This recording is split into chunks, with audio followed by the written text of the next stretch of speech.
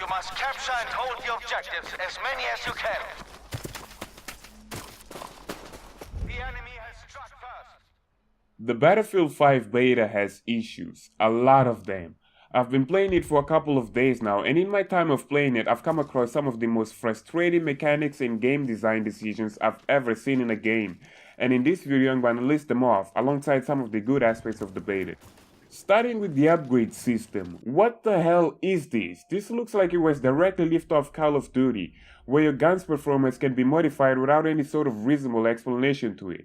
What do I mean by that? In previous Battlefield games, if you wanted your gun to have less recoil, for example, you'd attach a vertical grip to it or something like that, and it made sense. But in Battlefield 5, you have this progression tree system, and the tree system, oh my... Here, look at this EMP submachine gun. It's basically like every other SMG in the medic class, with the exception that it has a slightly higher fire rate and a tiny bit more recoil. So you go to the upgrade tab to unlock a perk that mitigates that vertical recoil, but here's the thing. Once you choose a path by unlocking its first perk, you can't go back and pick a different path, so you gotta look at what perks come ahead. And what comes after the last vertical recoil perk is a perk that has to do with improving hipfire accuracy. I don't have a problem with hipfire accuracy, so that perk will be of little use to me. But the alternative path will be to unlock a perk that mitigates horizontal recoil. Again, I don't have a problem with horizontal recoil, so I don't want that perk either. Point being, DICE, why are you basically forcing us to use whatever this currency is called on stuff we are not interested in? Why are you restricting our choices? Why aren't these perks associated with specific weapon attachments? And why? Why can't we go back once we choose a path? Where's the sense in that? And are we seriously supposed to decide on the fly what works for us without being given the opportunity to test it out? Who thought this would be a good idea? Now, I know this is just a beta and things could change, and frankly, things should change. But someone had to put this system in place, someone had to test it out, someone had to make sure it works, and a whole team had to be okay with it. Who are these people? Are they the same people that don't allow you to access this horrible fucking upgrade system in-game, so you have to back out and go to the main menu to upgrade whatever shit you have to upgrade? Dude, have you tried playing on South African servers? At some point, there were only 3 live servers. 3! Fucking 3 with 10 people keying on each server. You don't want to back out of that server just to apply some stupid upgrade. I'm serious. This whole South African thing is a topic for another video, so I'm gonna leave it like that. The bleed out mechanic. When I first played the game, I absolutely hated this mechanic. I mean, it takes so long to get you to the spawn screen, which you then have to wait a little bit more, and the whole process of getting back into battle after dying is just way too lengthy. But I hated it when I was playing alone. It's different when you have a couple of friends with you. If your squad moves together across the map, you can use that bleed out time to give callouts, and that can be really useful at times. And it gives them more time to revive you. Why? I don't know. There's a guy here. Please help left.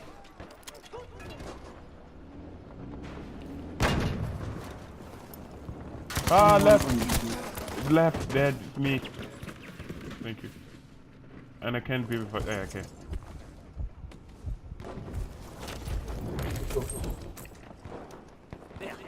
Left. Kill him.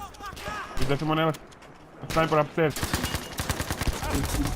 People downstairs. Oh, wait, I'm dead. I'm dead. Downstairs. Left. I'm behind you. Right in front of you. He doesn't know. See, there is. There's a guy on my body. There's a guy, yeah, on your body. He killed me as well. Jay, there's 2 guys on our body. Yeah, wait. One is going after you. 2 of them are going after you. You're being shot at. You're dead.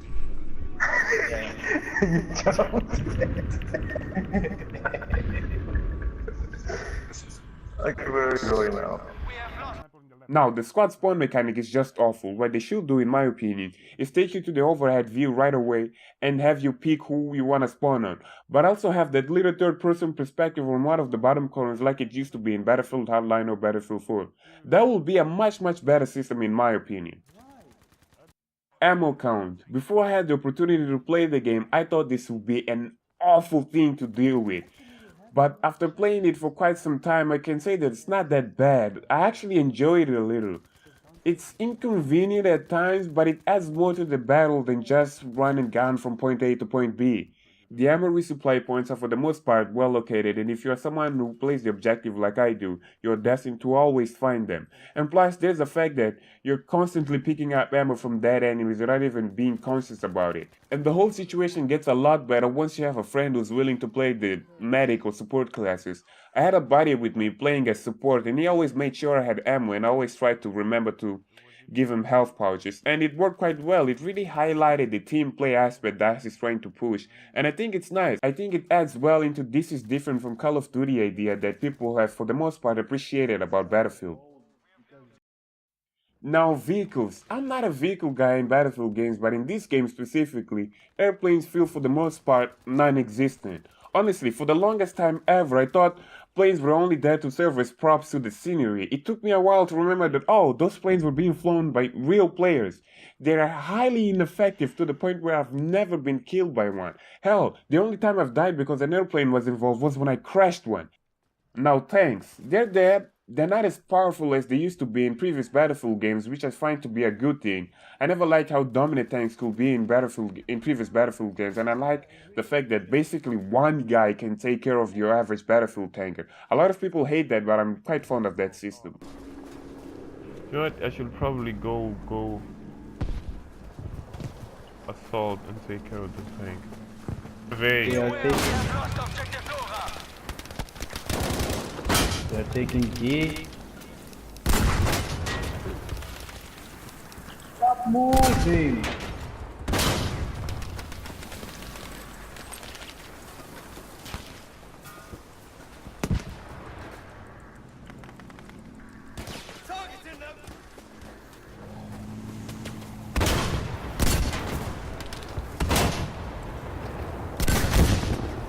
Got a tank. Good work. Objective Bertha taken.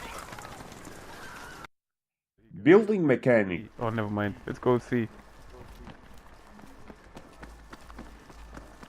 Do you see what I'm on about? Do you see this? This is annoying. This is annoying. Don't do this. Actually, I didn't build. Yes, but that's the problem with building stuff like this. There's another exit to the left. Actually, I built. I think that says it all. It can block your access routes and it can be used against you. I think that's overhyped this. I don't know how well it will fare on a long-term perspective. The spotting system. I wasn't a big fan of the whole idea of removing 3D spotting at first, but I gotta say, for people who've been playing Rainbow Six Siege for quite a while, the ping system is great for callouts. It could be improved, it could be refined, but it works quite well for the majority of the time. It's not better than 3D spotting, and it can sometimes get in the way of squad orders, but it's overall good. Map design. Map design has always been one of the strongest aspects of Battlefield games, and it's no different in this game. The Rotterdam map is great, it's diverse, and it fits all sorts of playstyles. The river can sometimes get in the way because you can't shoot your primary weapon when swimming, but it's overall a great map. Speaking of the river, have you seen the underwater graphics? What is this? I mean, it allows you to see clearly underwater, which could be beneficial, but by DICE standards, this is garbage. The snow map, that's what I call it. It was horrible at first, but I got used to it, and it can be a good map if you can avoid the sniper lines of sight. Now I'm gonna list some of the bugs I came across, and if you've encountered any bugs I didn't mention, please let me know. The party system, the squad system. It's very buggy, and me and my friends always had a hard time being in the same squad. Reviving as a medic. You see, the button used to revive is the same button used to pick up dead soldiers' guns, which is square on PS4. So when you come up to a dead teammate trying to revive him, you press the button and it revives them, but it also takes their loadout. That can be very frustrating. Look at me and keep an eye on him. Left, right. Is it? Okay. Easy, I'll help you. Oh my god. Ah. This is getting annoying. I'm gonna try now.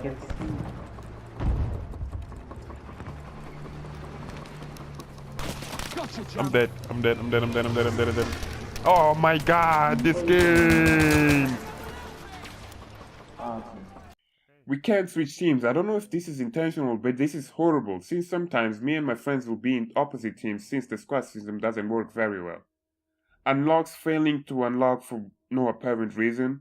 This one time I completely lost the ability of spawning and had to close the game. And dead bodies moving. That is very frustrating. I've been distracted by dead bodies way too often. That should not be a thing at all. This game is overall good. I love most of it. The gunplay is so good and satisfying, but the beta is a mess. And again, I know it's just the beta, but we all know this is not just the beta. This is basically a demo. This was designed to roll in players who were on the fence about purchasing the game or not. And it's not doing a very good job of that, in my opinion. And that's the thing, DICE keeps on losing groups of potential buyers. They lost the ones who can't get over the horrible first impressions. They lost the anti-SJW ones. They lost the ones who wanted a modern setting, the ones who wanted an authentic World War II setting, and the list keeps on going. I will buy this game. I like it that much. I'm even willing to look the other way on most of the negative aspects I mentioned in this video, just on the gunplay alone. But I can't because of the whole server issue, which I'll dive in another video. I genuinely hope this ends well for DICE, and I hope everyone who will be buying this game ends up enjoying it. Thanks for watching. I will be back there. I'm gonna die.